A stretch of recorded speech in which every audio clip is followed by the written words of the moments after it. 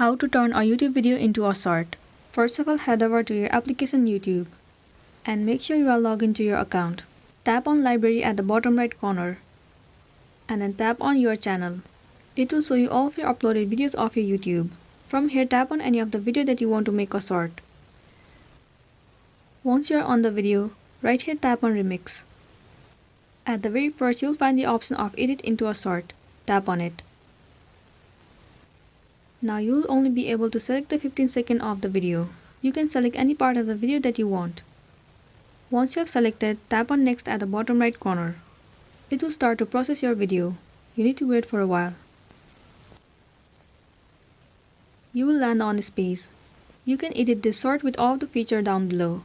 And once you are done, simply tap on next at the top right corner. It will land you on this interface. At the very top section, you can enter the caption for your shorts. And you can adjust this privacy according to your need. Now once you are ready to upload, tap on upload short at the bottom.